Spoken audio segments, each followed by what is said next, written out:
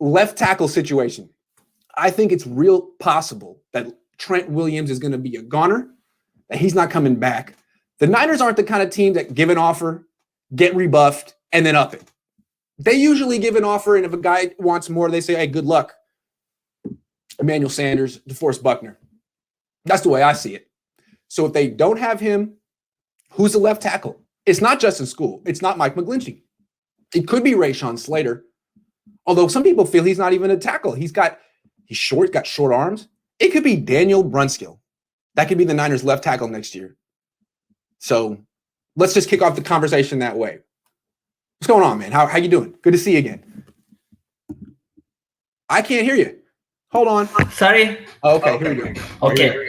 So basically, a left tackle situation, I would say we should let Trent Williams go and probably look through the draft. That's my idea. Okay. So, what do you think about Daniel Brunskill out there? I don't think that will work. We should. No. Yes. No, he did play a little left tackle in 2019. Justin School started about 8 games there and then finally got benched against Green Bay. Yeah. Brunskill replaced him and was fine. I would be interested to have Brunskill actually compete with McGlinchey on the right side. But on the left side, I'd like someone in the draft. Yeah, but the thing is, offensive line was, even with Trent Williams, we were not okay. No, so absolutely not. If Trent Williams leaves, at least we need an upgrade, not a downgrade.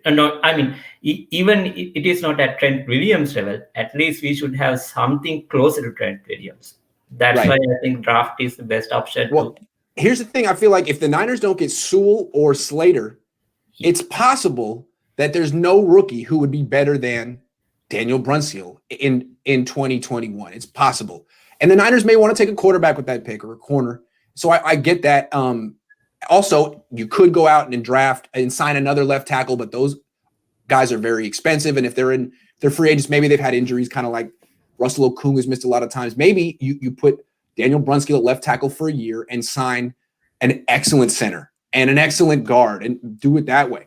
Is that, what do you think? Yeah, that's true. But the problem is, if we do not find a good option at the draft, yes. Let's say we go for the Daniel Brunskill option. Yes. And we are going to ruin the quarterback that we are going to draft.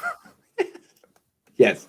So you are going to lose the quarterback. But here's the thing. I do think Brunskill is a competent offensive tackle. I think he's a better offensive tackle than Mike McGlinchey. That's not saying much. But I do think he's competent. I think he's better at tackle than guard. Obviously, he shouldn't be the answer. I think he could be part of a competition. But if he somehow won the left tackle job, making the little amount of money that he makes, you can now spend that money on multiple positions. And maybe the offensive line can be better without Trent Williams because you have a Pro Bowl center, a Pro Bowl guard opposite Laken Tomlinson. What do you think? I don't know. Yes. And what about this, the guy from Pittsburgh Steelers? He's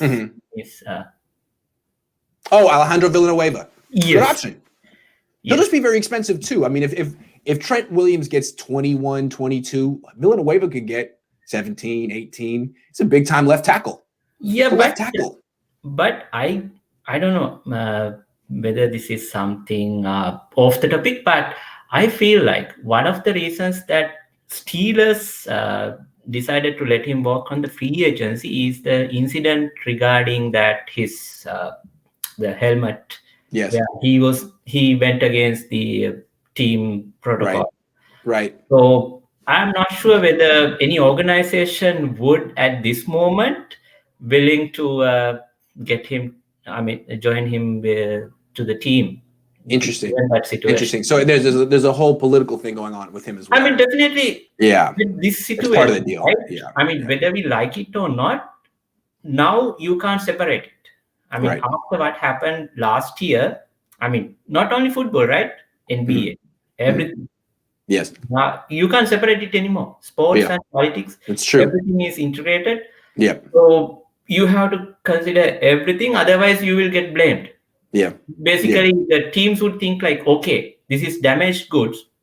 However good he is, it doesn't matter whether the PR nightmare that we will have to go through.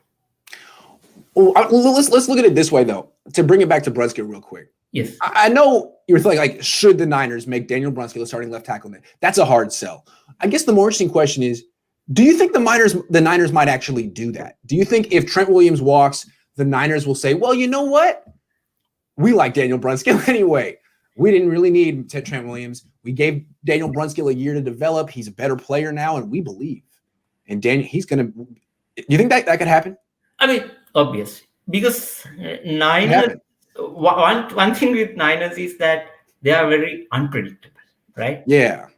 I mean, they would just say at a moment. I mean, even before the season starts, if you remember, regarding again, we are going to Jimmy. Yes. During one press conference, Robert Saleh told about a pass that deep ball Jimmy G made, right? Mm-hmm. He did this brilliant throw. I think it was to Brandon Ayuk or something. Mm-hmm. But the very next day, when it was the reporters asked from Kyle Shanahan, he said, no, he has to improve a lot more than this, right? So Robert Saleh is saying something, Kyle is saying something about the same player, your franchise quarterback. So I think they are always giving mixed signals. So it's really hard to evaluate what's wrong. I mean, what's the truth and what is not. Yeah, it's true. It's tough. I view Daniel Brunskill as one of these undrafted free agents the Niners have identified and developed who are hardworking, self-starter guys who have real potential. I mean, guys who almost develop themselves. I look at Daniel Brunskill as being much more mature and professional than Mike McGlinchey. Mike McGlinchey's depending on someone to help him lead him along. Daniel Brunskill does that for himself. Ross Dwelly does that for himself. Kendrick Bourne does that for himself. Jeff Wilson does it. Nick Mullins. There's this whole group of these guys who have, a certain level of ability because they were undrafted, but they maximize the hell out of it. And I don't know if Daniel Brunskill's home is at left tackle. It might be at right tackle. He's interesting. He's got to be in the plan somehow. And after a year of him starting, I doubt the plan is to put him on the bench. So what's it going to – it could be right guard. It could be left tackle. Because, they might take a quarterback at 12. And what are your options? If I ask you this, okay, do you believe that Brunskill has the same ability to develop as a player opposed to what Fred Warner did? I mean, he developed immensely, right?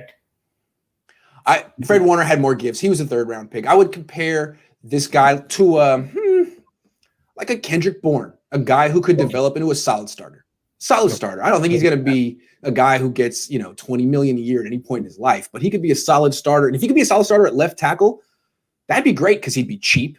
And you could get a great starter at center, a great starter at right guard, and not have just one good left tackle and 4 scrubs, or you know what I mean? Something like that. Yes. Yeah. Makes sense. Yes. All right. Well, good to see you 2 days in a row.